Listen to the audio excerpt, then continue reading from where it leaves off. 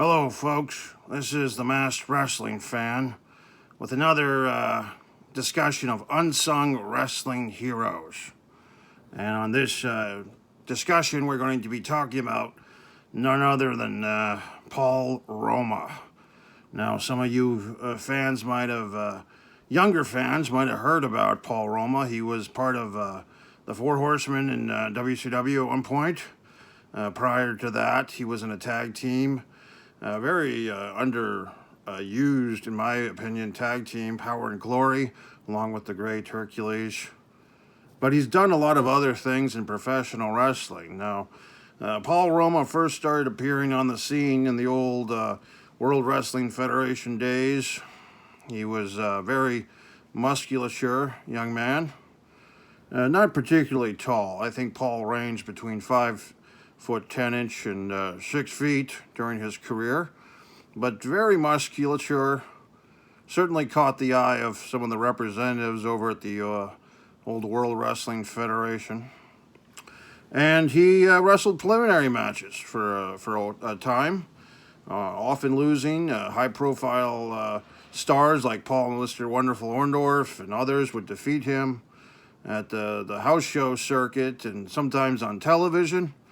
But Paul must have been doing something right. He was put into a tag team with Special Delivery Jones, S.D. Jones, you might recall. Lost to King Kong Bundy at WrestleMania 1 in 6 seconds. Also, S.D. Jones was, I believe, the second WWF wrestler to have two LJN action figures after him. The first being Andre the Giant, who had the long hair and the short hair versions of the Andre. Well, S.D. Jones had his traditional red trunks, Philadelphia, Pennsylvania look, and also his Antigua and the West Islands look, his tropical look. So S.D., although he did lose his share of matches, he was also kind of well-revered and well-liked. And they put S.D. Jones and they put Paul Roma together in a tag team and sent him overseas. And this is going way back to the mid-'80s. There's not a lot of records of these matches or events. But before the days of the current WWE during their Saudi Arabian shows, they were doing these type of performances over there in the Middle East at that time as well. So very interesting that at the time, S.D. Jones and Paul Roma as a tag team were really making some traction. Now, unfortunately for them, those wins did not translate to much success in the United States.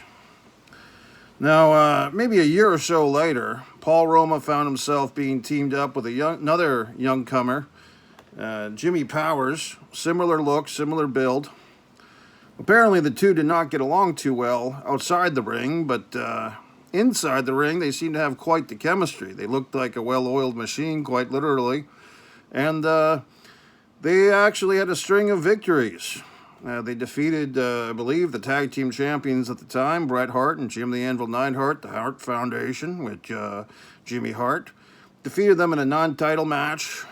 I believe they started using some really good music for their theme song. And I believe they even stole Jimmy Hart's music. So they were quite the young pretty boy tag team. And they probably had their biggest victory at Survivor Series 1987, where there was two teams consisting of 5 tag teams each. So a 10-on-10 match, really a huge match. You had all these big tag teams of the time, the newly formed Demolition, the Hart Foundation, I believe the British Bulldogs were in there, the Rougeaus. Huge tag team, 5-on-5. And on the what they call the babyface side, the good guy side, it came down to the Killer Bees, Jumpin' Jim Brunzell and B. Brian Blair, were sharing the victory with none other than Paul Roma and Jimmy Powers. So pretty impressive. Unfortunately, I guess their behind-the-scenes disagreements and so forth eventually carried over. The team was split up. Both men got put back into kind of a opening match, mid-card match type situations until a very fateful opportunity happened. Paul Roma and Hercules found themselves in a bit of a disagreement with none other than the Rockers, Shawn Michaels and Marty Jannetty. Kind of an interesting way they did things, but these four men could not get along, and the established team of the Rockers were challenged by the new team of what they called Power and Glory, Hercules and Paul Roma, managed by the good Doctor of Style Slick, at SummerSlam, okay? I want to say it was SummerSlam 1990. And quite impressively, the Power and Glory pulled off a big upset. They actually beat the Rockers at that show. So this tag team had quite a bit of momentum, and they really seemed like they had great chemistry, much more chemistry than Paul had shown with prior tag team partners like Jimmy Powers. And Hercules seemed to have a fresh look on life. It was very exciting for the team, and they also had a very good finishing maneuver where Hercules would deliver a superplex of the fallen opponent into the middle of the ring, and at the same time, Paul Roma would already be launching himself for a body press onto the prone opponent on the mat. Very devastating move by Power and Glory, okay? Unfortunately for these gentlemen, their team hit a bit of a rocky road, speaking of ice cream, when they were suffering through injuries, but still had a big grudge match against the Legion of Doom, Hawk and Animal, scheduled for WrestleMania 7.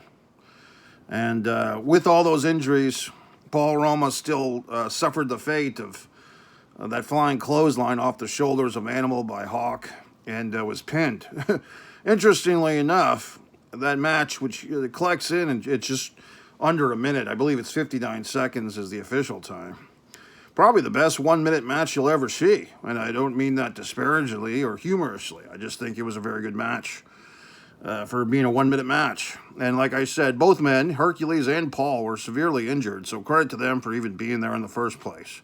And it's not like that's the Shawn Michaels who stubs his toe and can't defend the title. Well, that's another point for another time. Moving forth, the team was kind of disbanded. Hercules left the area, left the territory, ended up over at WCW, oddly enough, under a mask of some kind. Looked more like a lady's pantyhose. And he wrestled as, I don't want to give away his identity. Us masked men always keep the identity of our brethren secret. Moving forth, Paul Roma kind of just sat around the old WWF for a little while, and then he basically left. And that was the end, more or less, of his WWF tenure. Then he shows up over in World Championship Wrestling, Slamboree 93, a Legends Reunion, and they had promoted this reunion of the Four Horsemen, Tully Blanchard, Arn Anderson, Ole Anderson, and Ric Flair. They had promoted this for weeks leading up to this pay-per-view. And unfortunately, negotiations between WCW, I don't know if it was Jim Herd or someone else at that point, but it fell through with Tully Blanchard. They could not agree to an agreement. And the Horsemen were left with an open spot. And for whatever reason, Ole Anderson apparently picked up the phone and he called Paul Roma and he offered him the position, and Paul took it. But it ultimately was not a good fit in the eyes of the fans. Now, I tend to think that it wasn't just Paul's fault. First off, once Ole appeared at that Slamboree 93, he was done. He did not wrestle any matches in that 1993 era of the Four Horsemen. So basically, you had three horsemen. You had Paul Roma, Ric Flair, and Arn Anderson. And with the notable exception of Fifi the Maid, you really had no manager or valet, as we used to call the women managers. We had nothing like that for this version of this incarnation of the Four Horsemen. So it was pretty disappointing. However, during that time, Ric Flair was still able to win the World Heavyweight Championship of some kind, defeating what was the NWA title, defeating Barry Windham for that NWA World title, I believe, at Beach Blast 93. Windham had injured his knee in that match, and Flair took advantage with the figure four. for a pinfall by figure 4 victory. Meanwhile, Paul Roma and Arn Anderson, and the other two members of the Three Horsemen of sorts, were teaming up to feud with a team of the Hollywood Blondes, Steve Austin and Brian Pillman. And that kind of accumulated not till, I believe, September, when Arn and Roma challenged the Hollywood Blondes of the Clash of Champions for the tag team title.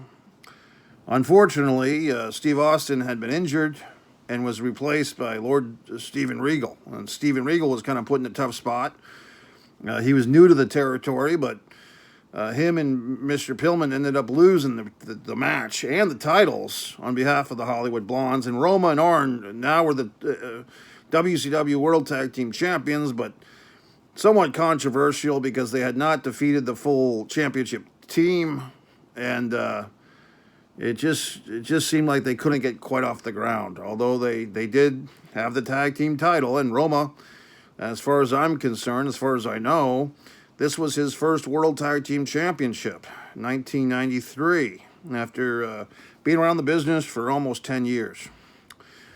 Eventually, that fit of Paul Roma and the Four Horsemen it proved to not be very good, and Paul turned on his partner Arn Anderson, made a switch, so to speak, and then he showed up as the new partner of Paul Mr. Wonderful Orndorff, as one of the men who had defeated him so many times in the old WWF territory years earlier.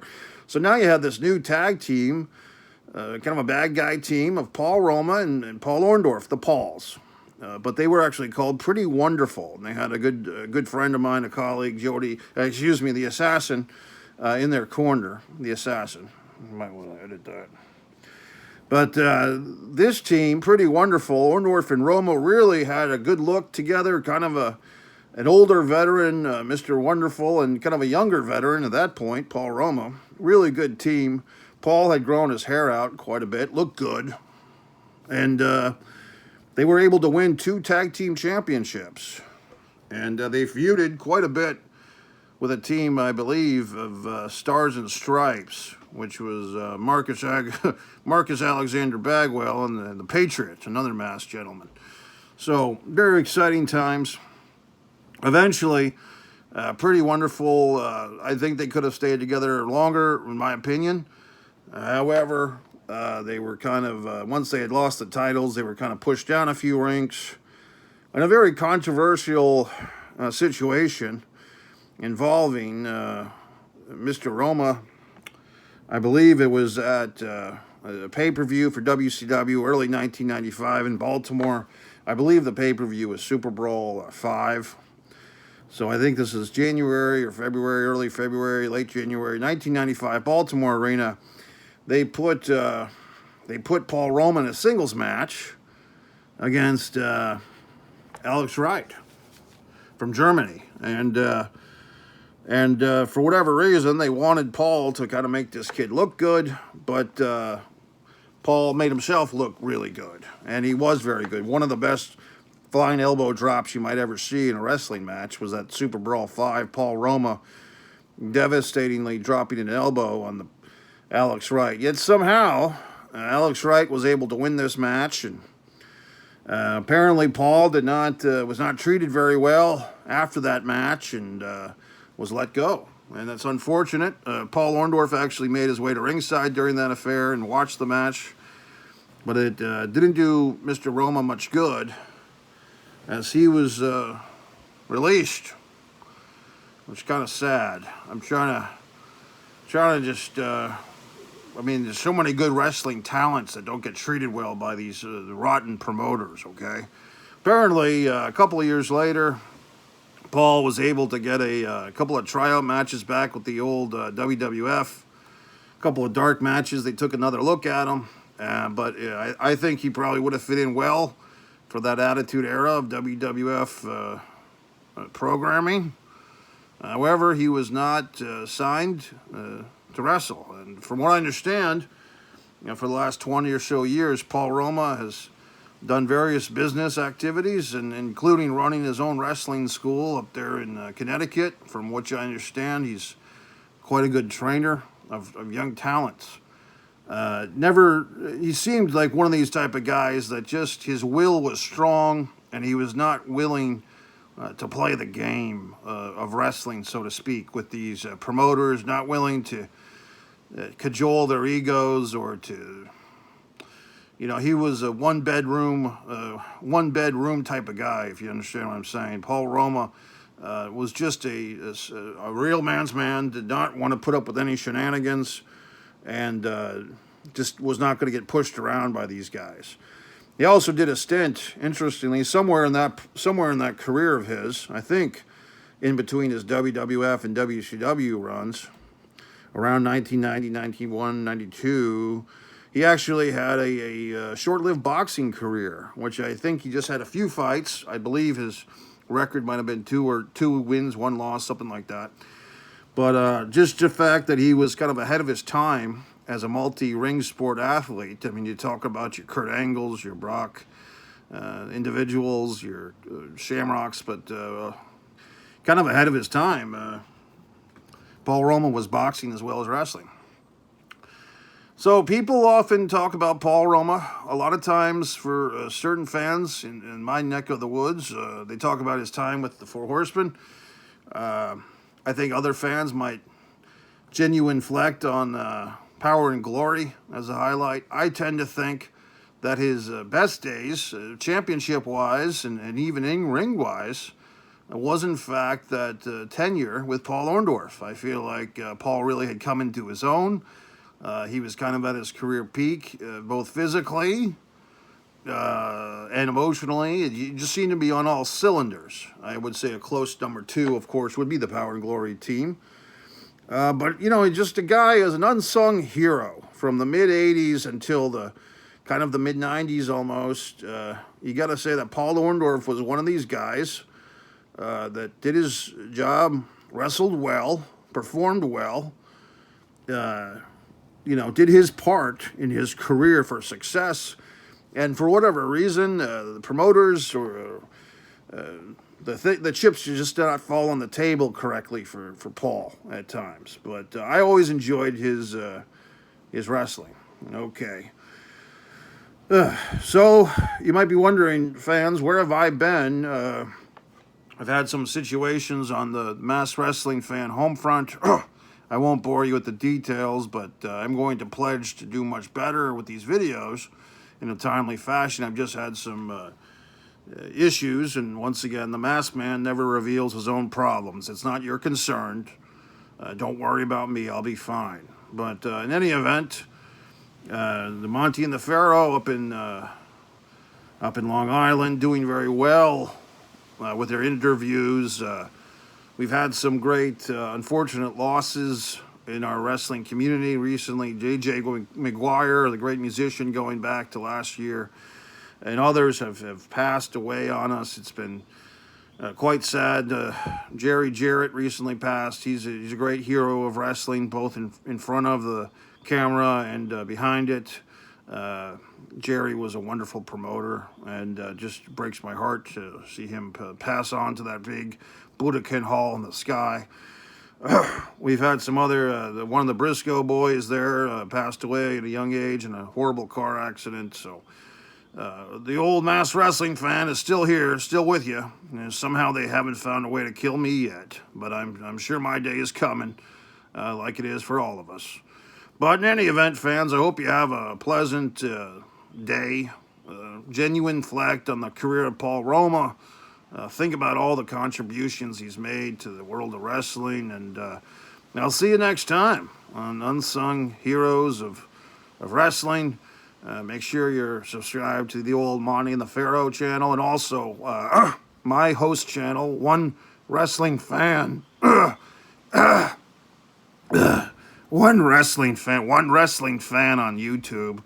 The number one wrestling fan, YouTube wrestling fan, One Wrestling Fan. Okay, gentlemen, have a wonderful weekend, or week, or whatever.